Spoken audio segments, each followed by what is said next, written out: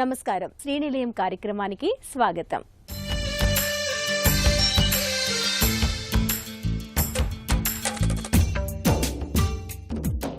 ఇల్లు ప్రతి మధ్యతరగతి కుటుంబం జీవితంలో అతిపెద్ద కళ. ఎన్నో సంవత్సరాల పొదుపు, బ్యాంకు రుణం, కుటుంబ భవిష్యత్తుపై ఆశలు అన్నీ కలిపి ఒక సొంతింటిని కొనుగోలు చేస్తారు. అయితే నేడు నగరాల్లో ఇంటి ధరలు రోజురోజుకు పెరిగిపోతుండటంతో సామాన్య మధ్యతరగతి కుటుంబాలకు సొంతింటి కళ మరింత దూరమైపోతోంది. స్థిరాస్తి రంగం వేగంగా అభివృద్ధి చెందుతున్నప్పటికీ ఎక్కువగా లగ్జరీ అపార్ట్మెంట్లు, ప్రీమియం విల్లాల ప్రాజెక్టులపైనే దృష్టి కేంద్రీకృతం చేస్తున్నారు. మధ్యతరగతి ప్రజలకు అందుబాటు ధరల్లో ఇల్లు అందించాలంటే ఎలాంటి చర్యలు తీసుకోవాలి అనే అంశంపై ప్రత్యేక కథనం శ్రీనిలయం స్థిరాస్తిలో.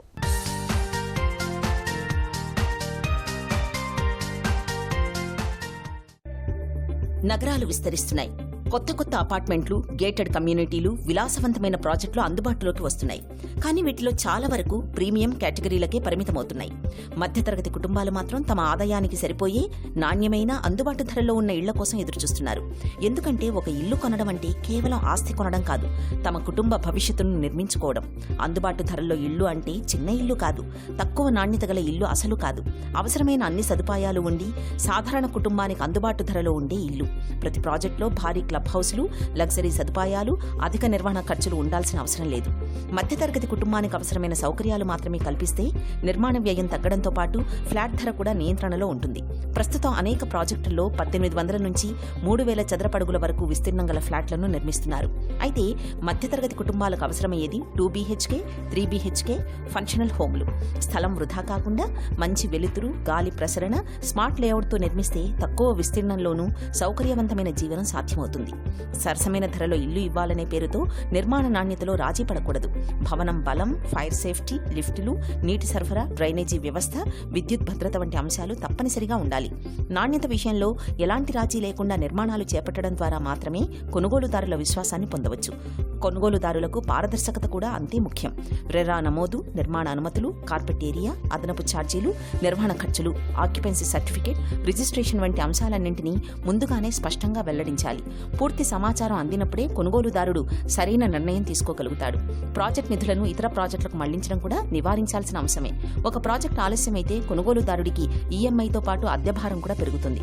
అందుకే సమయానికి నిర్మాణం పూర్తి చేసి అప్పగించడం డెవలపర్ల ప్రధాన బాధ్యతగా మారాలి.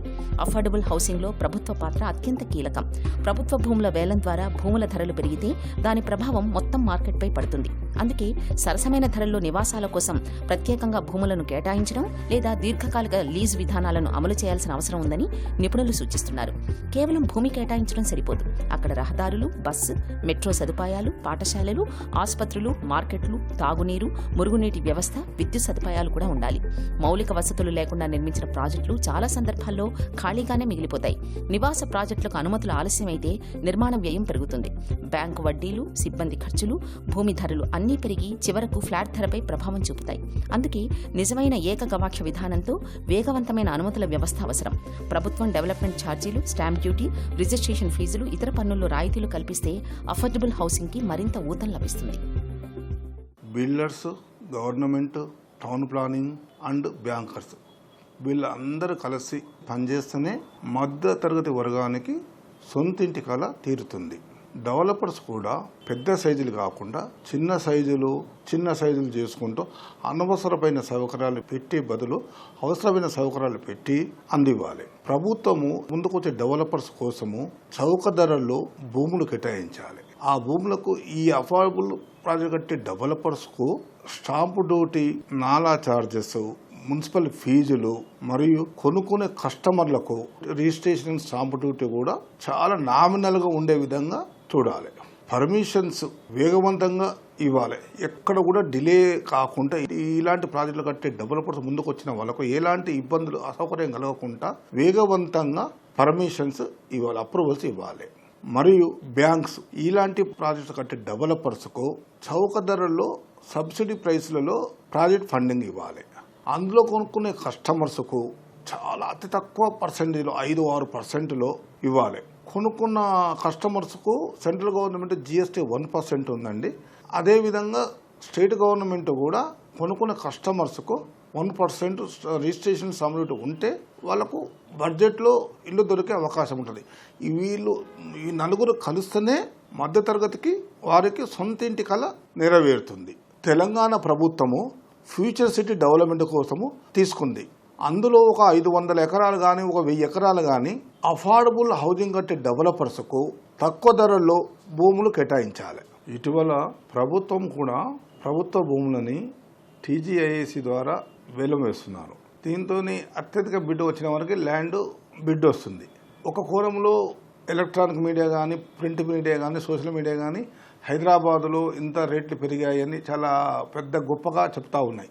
అది ఒక విధంగా కరెక్టే, కానీ సామాజిక కోణంలో ఇంకో కోణంలో చూస్తే ఈ రేటు ఈ బిడ్లో హైయెస్ట్ బిడ్ పడిన రేటు బెంచ్ మార్క్ అవుతుంది.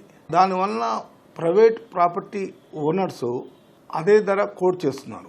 ఆ ధరకు డెవలపర్ కొనుక్కుంటే అఫోర్డబుల్ ప్రైస్లో అఫోర్డబుల్ వాళ్లకు ఇల్లు కట్టి ఇవ్వలేడు. కాబట్టి ఇది కూడా మీరు పునరాలోచించి కొంత ల్యాండ్ని ఓపెన్ యాక్షన్ ద్వారా కాకుండా చాలా రీజనబుల్ ప్రైస్లలో మీరు ఈ డెవలపర్స్కి మీరు అలాట్ చేస్తే ఉపయోగం ఉంటుంది.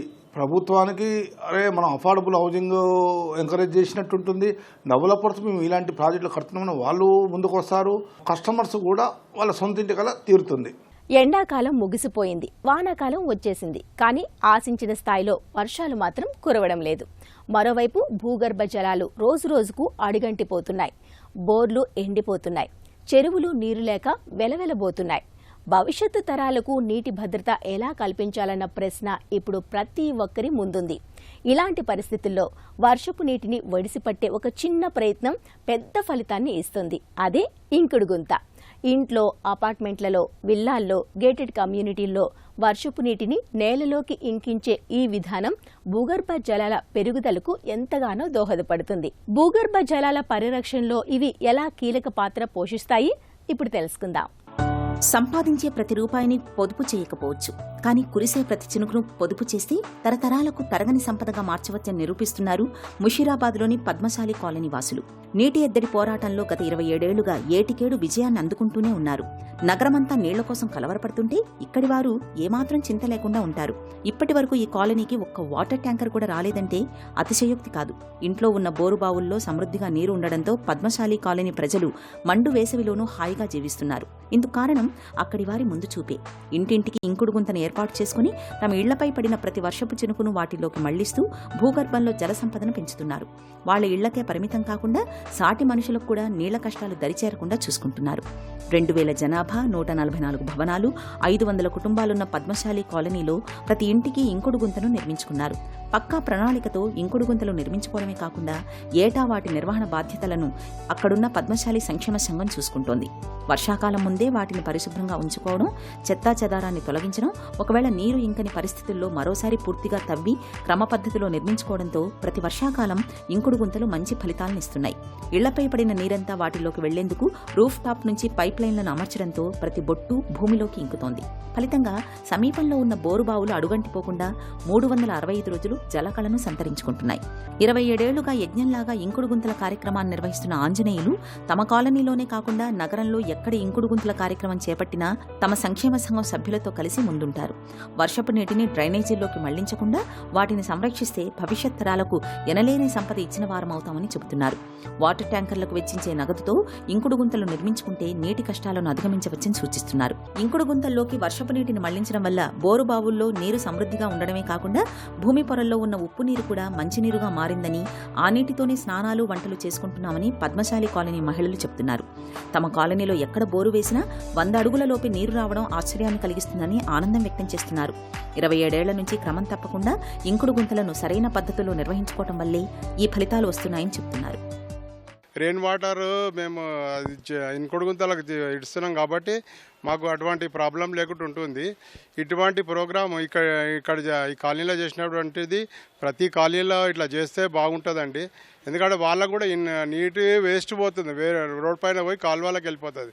అలా పోకుండా, నాలాలకు పోకుండా వీళ్ళు ఇంకుడు గుంతలు చేసుకుంటే వాళ్ళకు కూడా వాటర్ సేవ్ ఉంటుంది. రేపు రాబోయే తరానికి కూడా నీళ్లు ఉంటాయి భూమిలో. లేదంటే నీళ్ళు వచ్చే జనరేషన్కు వాటర్ చాలా ఎద్దడవుతుంది. అలాంటి ప్రోగ్రామ్ చేసుకుంటే మటుకు ప్రతి చోట నీళ్లు ఉంటుందండి. ఎక్కడైనా కాలనీ నూతన కాలనీ ఉన్నా ఇంకుడు గుంత లేని పర్మిషన్ గవర్నమెంట్ కూడా ఇవ్వద్దు. ఇంకుడు గుంత పెడితేనే వాళ్ళకు ఇంటి పర్మిషన్ కూడా ఇవ్వాలని కోరుతున్నానండి. ఇలా ఇంకుడు గుంతలతో నీటి చింత తీర్చుకున్న పద్మశాలి కాలనీ వాసులు నగరంలోని మిగతా కాలనీలకు ఆదర్శంగా నిలుస్తున్నారు. వర్షపు నీటిని వృధాగా పోనివ్వడం కంటే ఒడిసి పట్టి దాచిపెడితే భవిష్యత్ తరాల జీవనం మెరుగవుతుందని అభిప్రాయపడుతున్నారు. మరి ఇంకెందుకు ఆలస్యం? ఇదే సరైన సమయం. మీరు కూడా పలుగు పార అందుకుని మీ ఇళ్ల ముందు కూడా ఇంకుడు గుంతలు తవ్వడం ఆరంభించండి. వచ్చే ప్రతి చినుకును భూమిలోకి ఇంకించండి. ఈ రోజుల్లో కాంక్రీట్ భవనాలు నగరాల ఆకాశ రేఖలను ఆక్రమిస్తున్న సమయంలో ప్రకృతితో మమేకమయ్యే జీవన విధానాన్ని ప్రతిబింబించే ఒక ప్రత్యేక గృహం ఆంధ్రప్రదేశ్ విశాఖపట్నంలో రూపుదిద్దుకుంటోంది.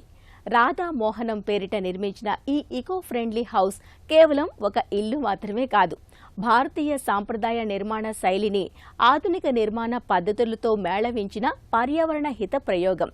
అధిక సిమెంటుకు బదులుగా మట్టి మరియు ఇటుకల వినియోగం ఈ గృహ నిర్మాణంలో ప్రధాన ప్రత్యేకత. ఇంటర్లాకింగ్ ఇటుకలు మరియు మట్టి ఇటుకలు వినియోగించడం. సాధారణ కాంక్రీట్ గోడలతో పోలిస్తే మట్టి మరియు ఎక్స్పోజ్డ్ బ్రిక్ గోడలు సహజంగా ఉష్ణోగ్రతను నియంత్రిస్తాయి. ఇవి శ్వాసించే గోడలుగా పనిచేసి ఇంటి లోపల వాతావరణాన్ని చల్లగా ఆరోగ్యకరంగా ఉంచుతాయి.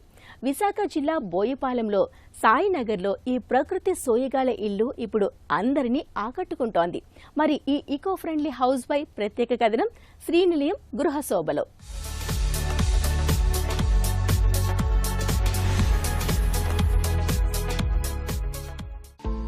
ఈ ఇంటి నిర్మాణం కోసం ఏడాది టెంపరేచర్ విషయంలో మాకైతే క్లియర్గా తెలుస్తున్నదండి. బయట టెంపరేచర్ కన్నా లోపల టెంపరేచర్ చాలా తక్కువగా ఉన్నది. తర్వాత విద్యుత్ వినియోగంకి వచ్చి చాలా తక్కువ ఉంటుందండి. ఎందుకంటే సూర్యుడు ఉదయాన్నించే నుంచి అస్తమించే వరకు మేము లైటు ఫ్యాను వాడవలసిన పనే లేదండి. ఫైనాన్షియల్గా అయ్యో ఇంత పెద్ద ఖర్చే, ఇదేదో 3 కోట్లు 4 కోట్లు ఉంటుందని అపోహ ఉండదండి.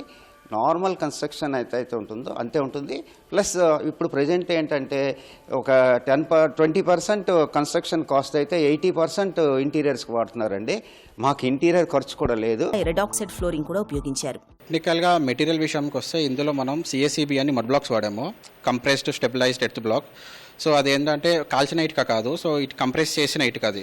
సో మన lime, GGBS, mud and sand కలుపుకొని ఆ ప్రాపర్ రేషియో చూసుకొని సో మన కంప్రెస్ చేసి వచ్చిన ఇటుకని, సో ఆ ఇటుకని 21 days క్యూర్ చేసి డ్రై చేసి సో దాన్ని తీసుకొచ్చి మనం ఇక్కడ కట్టడం చేస్తాము. సో గ్రౌండ్ ఫ్లోర్లో ఏం చేస్తామంటే ఇంటర్లాకింగ్ వాడాము. సో దానికి మేల్ ఫీమేల్ అని జాయింట్స్ ఉంటాయి. సో ఇటుకకు మధ్యలో ఎలాంటి మోటార్ జాయింట్ అనేది ఏది లేదు. సో జస్ట్ బ్రిక్ పైన బ్రిక్ పెట్టి దాన్ని గ్రౌండ్ ఫ్లోర్ మొత్తం కన్స్ట్రక్ట్ చేసాం. సో అందులోని ఇది load bearing structure. Load bearing అంటే మన పూర్వకాలంలో పిల్లర్స్ లేకుండా కట్టే పద్ధతి. సో జనరల్గా అది ఏమనుకుంటారు, అందరూ ఓన్లీ ఒకటే ఫ్లోర్కే పరిమితం అనుకుంటారు. కానీ ఈ కన్స్ట్రక్షన్లో ప్రాపర్ టెక్నికాలిటీస్ చూసుకొని ప్రాపర్ ప్లాన్స్ అన్ని పెట్టుకుంటే మనం ఈజీలీ మన 4 to 5 floors కూడా లోడ్ బేరింగ్ వెళ్ళిపోవచ్చు. సో ఇక్కడ ఏంటంటే వైజాగ్ వెదర్కి ఇది రస్ట్ పడుతుంది ఐరన్ వాడితే. సో ఐరన్ బదులు మేము ఏమేం చేసామంటే ఒక్క చోట కాంక్రీట్ బీమ్స్ వాడాము, టై బీమ్స్ అంటారు వీటిని. సో 6 inch కాంక్రీట్ బీమ్స్ వాడి ఆ బీమ్స్ పై నుంచి రెడ్ బ్రిక్స్తోని, మహారాష్ట్ర రెడ్ బ్రిక్స్తోని జాకార్చెస్ లాగా దాన్ని ఫ్రేమ్ వర్క్ చేసుకొని జాకార్చెస్ వేసి చేసాము. సో దానికి మళ్ళీ ఫస్ట్ ఫ్లోర్ వెళ్ళాలి. సో ఫస్ట్ ఫ్లోర్ దానికి ఏం చేస్తాం, మళ్ళీ దాన్ని ఫిల్ చేయాలి. సో ఫిల్ చేసి ఇప్పుడు మనము కోల్ ఫిల్ చేసుకోవచ్చు, లైట్ వెయిట్ ఉంటుంది, అండ్ ఇది సిమెంట్ ఫిల్ చేసుకోవచ్చు, మట్టి ఫిల్ చేసుకోవచ్చు. సో ఇవన్నీ ఏంటంటే వెయిట్ ఎక్కువ ప్రొడ్యూస్ చేస్తుంది. సో వెయిట్ తగ్గించడానికి తల మీద ఒక బరువు ఉంటుంది, ఒక ఫీలింగ్, ఆ ఫీలింగ్ తీయడానికి ఏం చేస్తామంటే సింహాచలం నుంచి కొబ్బరి చిప్పలు తెచ్చాము, 2.5 tons ఏమో. So ground floor first floor మొత్తం కొబ్బరి చిప్పలు వేసి ఫిల్ చేసి దానిపైన ఫ్లోర్ లెవెల్ చేసి దానిపైన ఫ్లోరింగ్ వేసాము.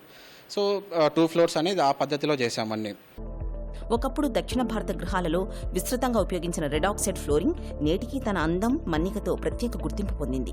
తాండూర్ రాయి, రెడాక్సైడ్ కలయిక ఇంటికి సహజమైన, ప్రశాంతమైన వాతావరణాన్ని అందిస్తుంది. ఇంటి చుట్టూ నిర్మించిన ప్రహరీ గోడలో లేటరైట్ రాయి ఉపయోగించారు. ఇది తక్కువ ప్రాసెసింగ్ అవసరమయ్యే సహజ నిర్మాణ పదార్థం. దాని సహజ రంగు, గట్టితనం గృహ నిర్మాణ శైలికి ఎంతో అందాన్ని చేకూరుస్తుంది. ఈ గృహం ప్రత్యేకత ఏమిటంటే దీనిలో ఖరీదైన గ్రీన్ టెక్నాలజీల కన్నా భారతీయ సంప్రదాయ నిర్మాణ జ్ఞానానికి ప్రాధాన్యమిచ్చారు. స్థానిక సహజ పదార్థాల వినియోగం, సిమెంట్పై ఆధారపడకపోవడం, సహజ శీతలీకరణకు ప్రాధాన్యం, పర్యావరణానికి అనుకూల జీవన విధానం, సంప్రదాయం, ఆధునికతకు సమతౌల్యం, వేడి పెరుగుతున్న పట్టణ జీవితంలో రాధామోహనం వంటి గృహాలు ప్రకృతితో అనుసంధానమైన జీవన విధానానికి ఒక అందమైన ఉదాహరణగా నిలుస్తున్నాయి. మేము కేరళలో ట్రైన్ అయ్యి వచ్చానమాట. లారీ బేకర్ కంపెనీ ఉంటుందన్నమాట, కాస్ట్ ఫుడ్ అని. సో అక్కడి నుంచి మేము ట్రైన్ అయ్యి అక్కడి నుంచి ఇక్కడికి వచ్చి స్టేట్స్ చేస్తున్నాం అనమాట. మేము సొంతంగా నేటివ్ తెలుగు వాళ్ళమే. అండ్ మేము ఇక్కడ హౌస్కి రాధామోహనం అనే హౌస్, దీనికి రాధామోహన్ అనే పేరు పెట్టామన్నమాట. సో ఇక్కడ మీరు చూసుకుంటే మనం మెయిన్ 3 ప్రిన్సిపల్స్ ఫాలో అయ్యాము: natural air, natural ventilation and healthy living. మీరు ఇల్లు మొత్తం ఎక్కడ చూసుకున్నా కానీ complete day time natural light and ventilation ఉంటుందన్నమాట.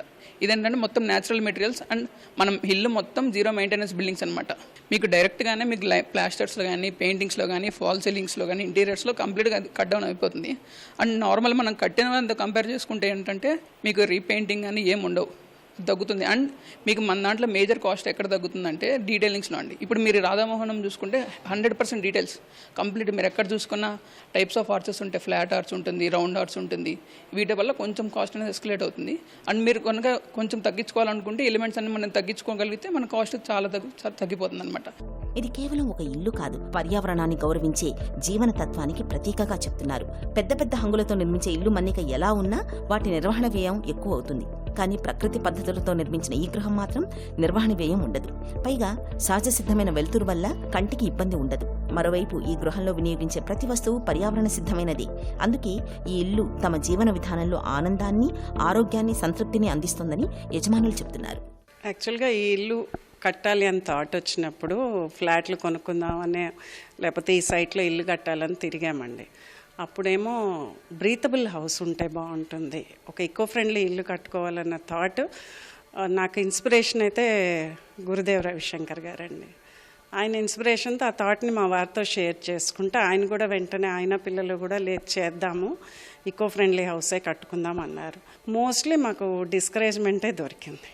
ఈ కాలంలో ఎందుకు, దానివల్ల ఈ ప్రాబ్లం ఉంటుందని ఎవరు పెద్దగా ఎంకరేజ్ చేయలేదు. బట్ మేమే ఇంకా ఏదో పట్టుబదలని విక్రమార్కులు లేదు, ఇది చెయ్యాలి అన్నది ఒక డివైన్ ఫోర్స్.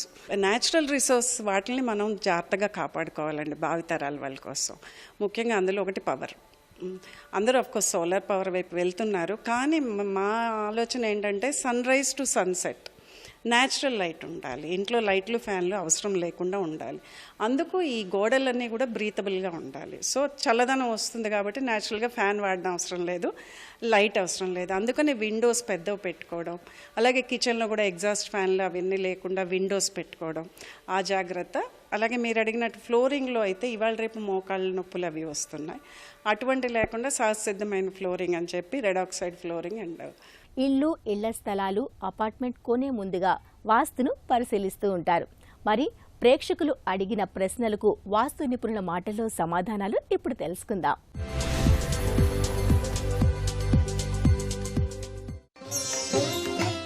ఒకే వంటగదిలో 2 స్టవ్లు ఏర్పాటు చేసుకోవచ్చా?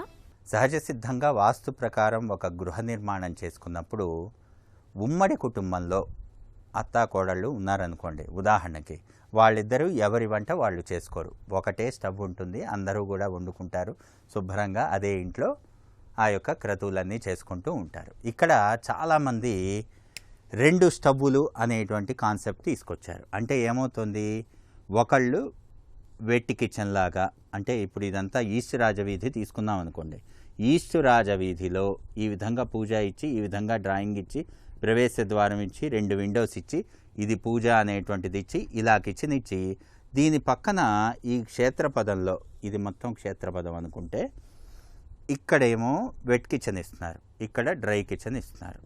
అంటే ఇక్కడ 2 స్టవ్వులు పెడుతున్నారు. ఇక్కడ ఒక స్టవ్ ఉంటుంది, తర్వాత ఇక్కడ ఒక స్టవ్ ఉంటుంది.